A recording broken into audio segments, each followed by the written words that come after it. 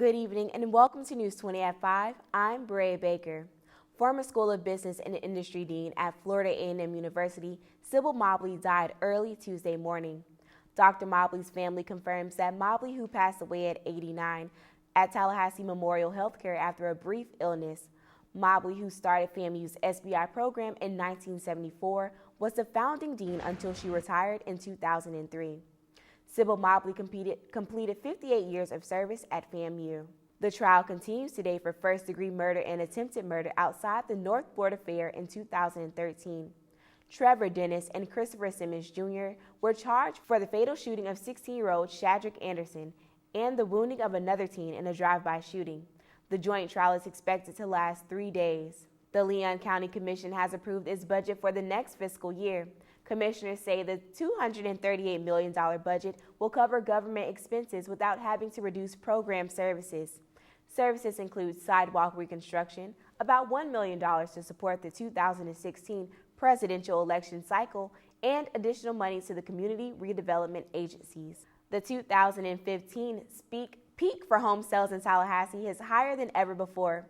So what does that say about the real estate market for Tallahassee? Multimedia journalist Shalinka Cunningham has more. Over the past several years, the real estate market has been a rocky roller coaster, but according to a report made by Real Estate Weekly, the real estate market in Tallahassee is healthier than ever. Don Pickett, the owner and operator of Tallahassee Real Estate and Data Services, says the average price for home sales during the 2015 peak has increased. Well, this past year, we had sales were up, and we sold 2,007 homes during the peak, and with an average price of $228,000 plus. Last year, we only sold 1,034. The growing economy is primarily the cause of increase for home sales in Tallahassee.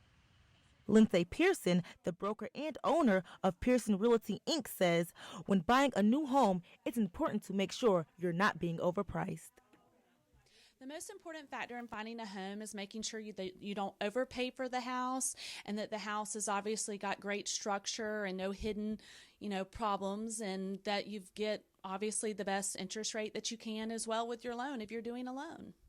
According to Real Estate Weekly, the months of May through August is the peak period for homes being sold in Tallahassee.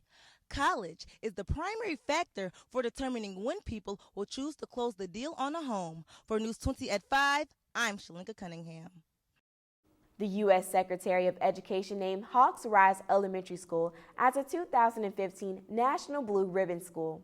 They were awarded for overall academic excellence or significant progress in closing the achievement gap in student subgroups. The announcement was made at a pep rally at Childs High School Tuesday afternoon. Hawks Rise was one of the 10 schools selected in Florida, and 4 local teachers were recognized by Governor Rick Scott Tuesday with Shine Awards. Governor Scott presented the award during a meeting of Florida's cabinet. The award is presented to teachers and administrators in Florida who make significant contributions to the field of education. Drones are the latest technology designed for many uses, but the unmanned aircraft system has become controversial. Multimedia journalist Nicole Doty has the story. Unmanned aerial vehicles, also known as drones, have become controversial about its uses. The Federal Aviation Administration expects 30,000 drones to be licensed by the year 2020, fueling what could become a $90 billion industry. The Leon County Commission held a meeting discussing the status report on the regulation of drones. County Attorney Herbert Teal explains the decision. Well, we've decided not to do anything local. The Florida legislature adopted regulations in the last regular session that just went into effect, and essentially it is going to protect privacy interests so that people don't do surveillance without permission or without a warrant. Producer and video editor Gerald Tooks is one of many drone operators in Tallahassee. You don't necessarily have to have any kind of certification if you're a hobby. You just have to follow the rules and know what the rules are before you. But in terms of doing anything commercially, which basically means that I still have to follow the same rules as a hobbyist, but going through the exemption with the FAA, it allows me to charge for services. and I have to kind of specify what type of services I plan to use with my drone. Operating drones near airplanes and helicopters are both very dangerous and illegal. Drone operators must notify the airports when they will be flying and exactly how high. For News 20 at 5, I'm Nicole Doty. In March of last year, a near mid-air collision took place near Tallahassee Airport. Investigators determined the drone wasn't associated with any military or police operations. For the 5-day forecast today and tomorrow, there will be a few scattered thunderstorms. The highs will be in the high 80s and the low will be in the low 70s and low 60s as well. On Friday, Saturday, and Sunday, it will be sunny skies, and that is all for the weather today. Welcome back to News 20 at 5. I'm Taylor Bishop. This Saturday, Florida A&M Rattlers football team take on Savannah State in Savannah, Georgia at 7 p.m. This is the second conference game for the Rattlers. Last season, they did not have much luck, though, making their first win of the season. A FAMU win could bring a record of 1-2 in the MEAC Conference. And now let's take it across the tracks. Florida State football team will pair up with Wake Forest this Saturday in Winston-Salem, North Carolina at 3:30 p.m.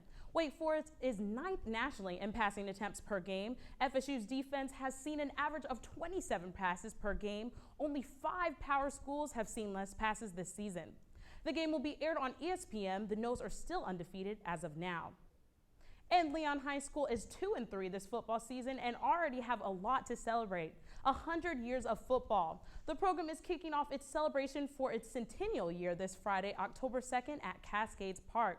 Back to you, Berea, at the desk. That's going to do it for us tonight.